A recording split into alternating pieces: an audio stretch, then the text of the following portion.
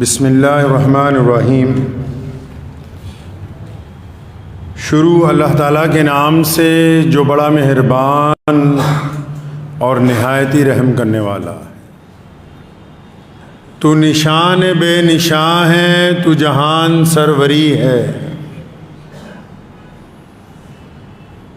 تو نشان بے نشاں ہے، تو جہان سروری ہے۔ تجھے دیکھنا عبادت، تیری یاد بندگی ہے۔ اور مانا کہ پر خطا ہوں پر ہوں تو بندہ تیرا۔ مانا کہ پر خطا ہوں پر ہوں تو بندہ تیرا۔ گر چاہے تو نبھا دے، تیری بندہ پروری ہے۔ اللہ تبارک و تعالیٰ کی ذات کریمانہ نے اپنی مخلوق کے ساتھ ابتدا سے لے کے انتہا تک جس بات کا بار بار ذکر کیا وہ اللہ کی اپنے بندوں کے ساتھ محبت ہے۔ رب کریم اپنے تمام بندوں کے ساتھ محبت کا اظہار کرتا ہے۔ پیارے نبی حضرت محمد رسول اللہ صلی اللہ تعالیٰ علیہ وسلم کی ذات گرامی نے ارشاد فرمایا کہ رب جو ہے، خدا جو ہے ہمارا، اپنے ایک بندے سے کائنات میں کتنے اربوں لوگ ہیں، عورتیں، مرد، بچے، بوڑھے، فرمایا اپنے ایک بندے سے سب کو علیحدہ علیحدہ، فرمایا اپنے ایک بندے سے 70 ماؤں سے زیادہ اللہ کریم جو ہے محبت کرتے ہیں۔ ایک ماں اپنے بچے سے کتنی محبت کرتی ہے؟ ایک ماں کے چاہے 3 بچے ہوں، 4 بچے ہوں، لیکن وہ ہر ایک بچے سے جدا جدا اتنی محبت کرتی ہے کہ اپنی جان بھی ان بچوں کے اوپر نچھاور کرنا چاہتی۔ تو نبی علیہ الصلوۃ والسلام نے اللہ تبارک و تعالیٰ کی محبت کی جو مثال دی وہ ماں سے جوڑ کے دی۔ آسمان کی طرف دیکھ کے بار بار منگنی کہتا ہے، کیونکہ ہے ہی شاعر، کہتا ہے یا اللہ ساری زندگی تجھے پکارا ہی نہیں، اور آج اس وقت پکارا جب میں مجبور تھا، اور مجبوری میں نے آپ کے دروازے پر دستخط دی ہے، اور آپ نے مدد کے لیے مسلمانوں کے امیر المومنین کو میرے پاس بھیج دیا۔ اگر میں پہلے آپ کو پکارتا تو پھر کیا لذت کی بات ہوتی۔ روتے روتے اللہ تبارک و تعالیٰ کی حضور اپنی جان اللہ کے سپرد کر دی۔ لیکن یہ اللہ تبارک و تعالیٰ کا اپنے بندوں کی ساتھ محبت کا جذبہ ہے۔ اللہ تعالیٰ نے اس کائنات کو محبت کے اوپر قائم کیا، اور اللہ نے قرآن پاک میں کن لوگوں کو کہا؟ ہم کن سے محبت کرتے ہیں؟ دولت مندوں سے محبت کرتے ہیں، نمازیوں سے محبت کرتے ہیں، خیرات دینے والوں سے محبت کرتے ہیں، سرمایہ داروں سے محبت کرتے ہیں۔ اللہ تبارک و تعالیٰ کن سے محبت کرتا ہے؟ قرآن پاک میں حکم ہوا، فرمایا میں ان سے محبت کرتا ہوں جو توبہ کرنے کو پسند کرتے ہیں، جو معافی مانگنے کو پسند کرتے ہیں۔ قرآن پاک میں اللہ تعالیٰ نے ما غرک بربک الکریم، جب یہ آیت نازل ہوئی کن کے لیے ہوئی؟ شیخ الحدیثوں کے لیے نازل ہوئی ہے کیا؟ تو بڑے بڑے مجددوں کے لیے نازل ہوئی کیا؟ بڑے بڑے پیروں کے لیے، فقیروں کے لیے نازل ہوئی؟ نہیں، یہ ان لوگوں کو اللہ تعالیٰ نے یہاں حکم کیا۔ کون لوگ؟ جنہوں نے ساری زندگی شراب میں گزار دی، ساری زندگی دھوکے میں گزار دی، ساری زندگی بے ایمانی میں گزار دی، جنہوں نے ساری زندگی گناہوں کی دلدل میں، زناکاری میں گزار دی۔ دنیا جن سے نفرت اس لیے کرتی ہے کہ یہ گنہگار ہیں، اللہ ان سے محبت اس لیے کرتے ہیں کہ وہ اللہ تبارک و تعالیٰ کے بندے، اور اللہ چاہتے ہیں کہ میرا بندہ میری طرف واپس آ جائے۔ یہ تو لوگوں نے کہا کہ جو گنہگار ہے وہ اب کیا کرے گا عبادت کر کے، گنہگار کیا کرے گا رب کو پکار کے، لیکن اللہ نے کیا کہا گنہگاروں کو؟ اللہ نے کہا کہ میں تو انتظار کر رہا ہوں تمہارا، میں تو منتظر ہوں اپنے بندے کا۔ اللہ تبارک و تعالیٰ انتظار میں، ہم نے معیار کو بدل دیا۔ ہمارے نزدیک اللہ والا کون ہے جی؟ اللہ والا کون ہے ہمارے نزدیک؟ اللہ کس سے راضی ہے؟ ہم یہ سمجھتے ہیں جن کے پاس دولت زیادہ ہے اللہ شاید ان سے راضی ہے۔ دولت کا زیادہ ہونے کا مطلب یہ نہیں کہ اللہ آپ سے راضی ہے، خوبصورت ہونے کا مطلب یہ نہیں کہ اللہ آپ سے راضی ہے،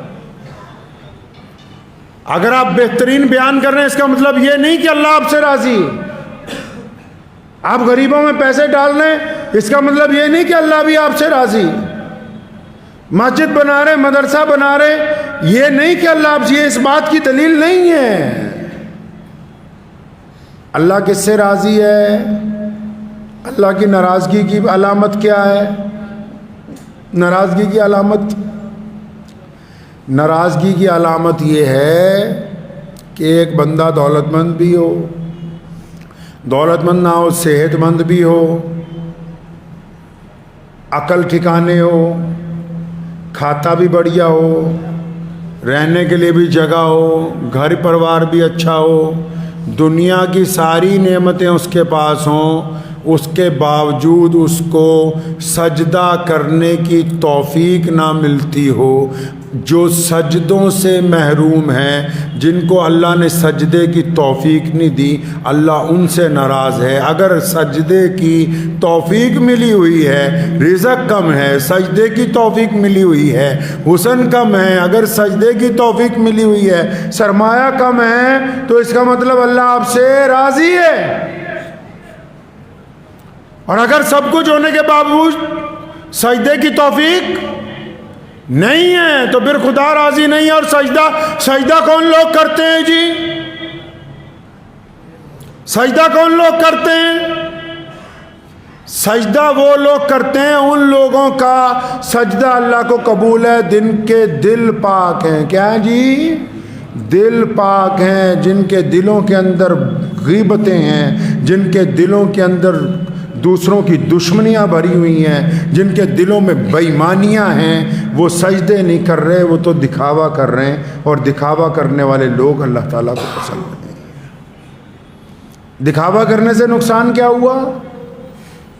دکھاوا کرنے سے نقصان کیا ہوا جی؟ بے ایمانوں کے سجدے میں اور ایمان والے کے سجدے میں کیا فرق ہے؟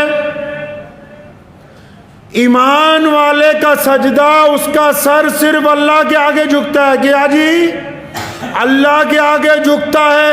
اور جن کا ایمان نہیں ہے وہ دنیا کے سامنے اللہ کے حضور سجدہ کرتے ہیں، پھر بادشاہوں کے دروازے پہ سجدہ کرتے ہیں، پھر سرمایہ داروں کے دروازے پہ سجدہ کرتے ہیں، پھر افسروں کے دروازے پہ سجدہ کرتے ہیں۔ جنہوں نے اللہ کے حضور خالص سجدہ نہیں کیا، وہ در در کے اوپر ٹھوکریں کھاتے پھرتے ہیں، ان کے سروں کی عزت باقی نہیں رہتی ہے، سروں کی عزت باقی نہیں رہتی۔ اور وہ سر نہیں جو ہر در کے اوپر جھک جائے۔ سر اس کو کہتے ہیں جو صرف ایک دروازے کے اوپر، یاری وہ ہوتی ہے جو صرف اللہ سے لگا لی جائے، دوستی وہ ہوتی ہے جو آخر تک نبھائی جائے۔ اسلام نے یہ روایتیں ڈالی کہ جو لوگ اللہ تبارک و تعالیٰ کے دوست بن گئے، پھر وہ امام مجدد الفسانی بنے، پھر وقت کے بادشاہ نے بلایا، بادشاہ نے کہا کہ میں تمہارے سے یہ فلاں فتویٰ دلوانا چاہتا ہوں، پھر بادشاہ نے کہا یہ دو، اس کو فتوے کو نامنظور کر کے جیل جانا منظور کرتے ہیں۔ جو اللہ کے دوست ہوتے ہیں وہ حکمرانوں کے دوست نہیں ہو سکتے، اور جو حکمرانوں کے یار ہوتے ہیں وہ کبھی اللہ کے دوست نہیں بن سکتے۔ اللہ تبارک و تعالیٰ نے اپنے دوستوں کا معیار طے کیا ہے۔ فرمایا جنہوں نے ہم سے یاری لگا لی وہ بے خوف ہو گئے، ان کا ڈر دل میں سے نکال دیا گیا۔ ان کے دلوں کو پاک کر دیا گیا، غیبتوں سے پاک۔ وہ انسانوں کے لیے بالکل ان کے دل ملائم ہیں چڑیوں کی طرح۔ جن کا دل انسانوں کے لیے ملائم نہیں ہے، جو سرمایہ دار کو دیکھ کے عزت کرتے ہو، غریب کے ساتھ ہاتھ ملانا گناہ سمجھتے ہو، ان کا کون سا سجدہ ہے اور کون سی توبہ ہے؟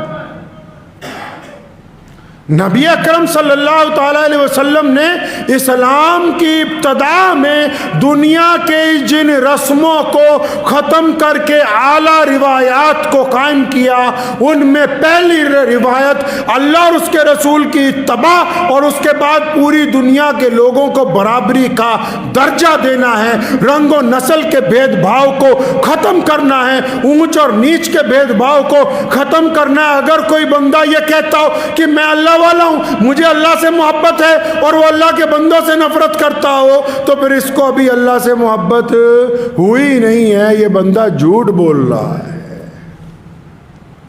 اور اللہ کے بندوں سے جب محبت کی جاتی ہے نا، تو پھر اس میں امیری اور غریبی کا معیار طے نہیں کیا جاتا، اس میں ہندو مسلمان سکھ عیسائی کا معیار، اس میں سچ اور جھوٹ کا معیار طے کیا جاتا ہے۔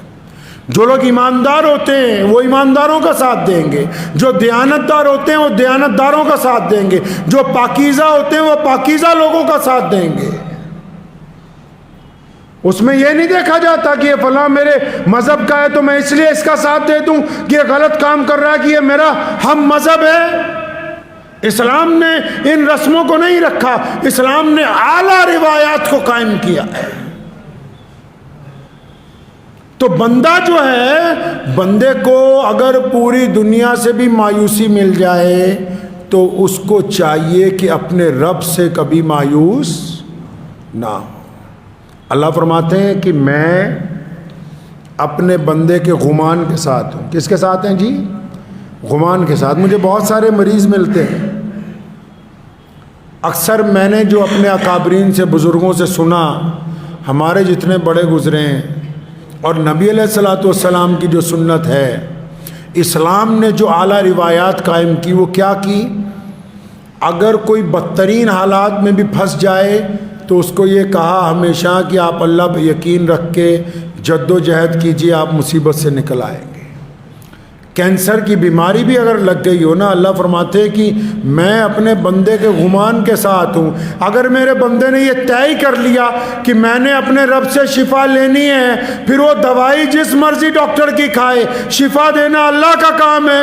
اگر اس کے دل میں دوسروں نے یہ وہم بٹھا دیا کہ جتنی مرضی دوائی کھا لو شفا ہونے والی ہے نہیں، پھر اعلیٰ ترین دوائی بھی اس کو شفا یاب نہیں کر سکتی۔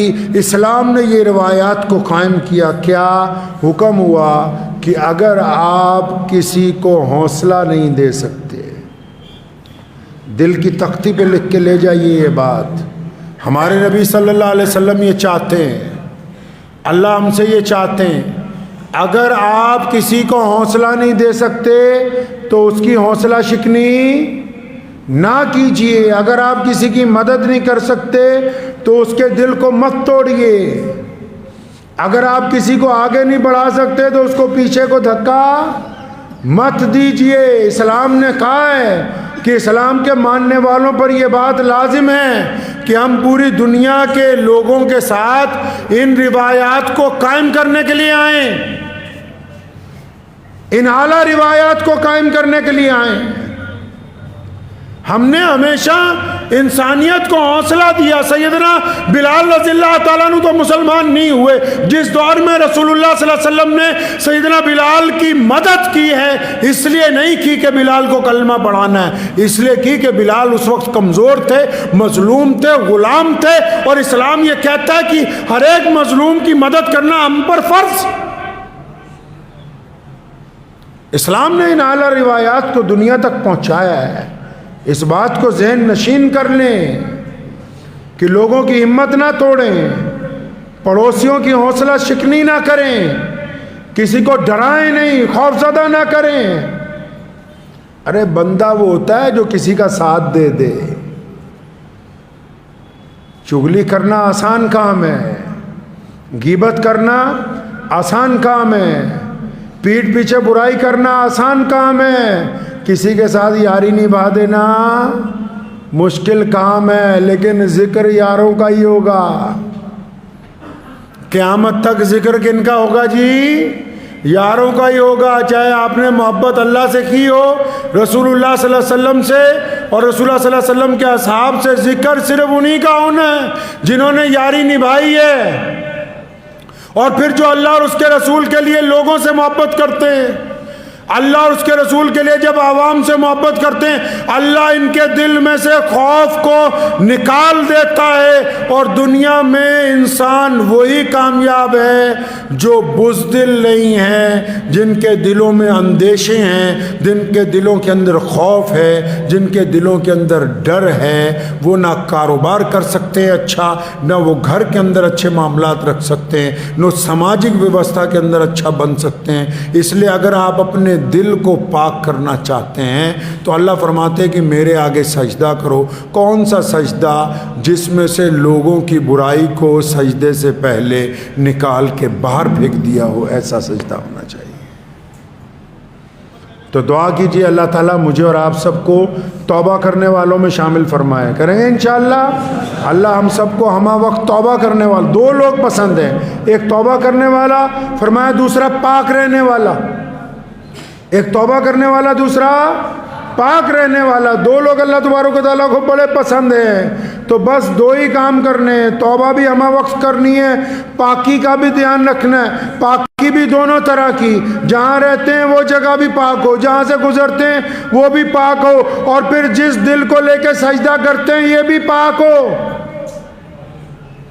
یاد رکھو اس بات کو، دنیا میں اللہ کے رسول نے فرمایا کوئی ایسا نہیں جس کو اللہ نے بنا عزت کے پیدا کیا ہو، بنا عزت کے کسی کو پیدا کیا ہو۔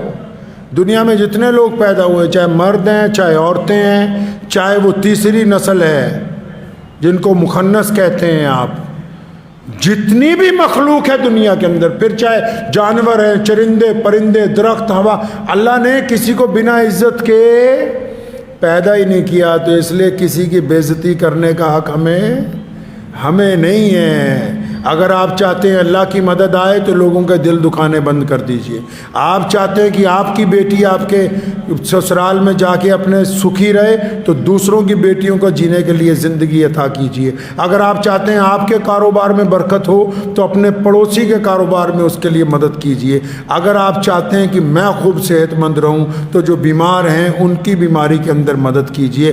جب تک آپ اللہ اور اس کے رسول کی رضا کے لیے دوسروں کی مدد نہیں کریں گے، اگر دکھاوا کریں گے کچھ ہونے والا نہیں ہے۔ اگر آپ دوسروں کی مدد اس لیے کرتے ہیں کہ میں ان کی ہمت بڑھا رہا ہوں، ان کا حوصلہ بڑھا رہا ہوں، کوئی بندہ اتنا خوف زدہ ہوتا ہے جینے کی امید چھوڑ دیتا ہے، اور آپ اس کو جینے کا راستہ دے دیں، اللہ پھر آپ کے لیے دنیا بھی آسان فرما دیں گے اور آخرت بھی آسان فرما دیں گے۔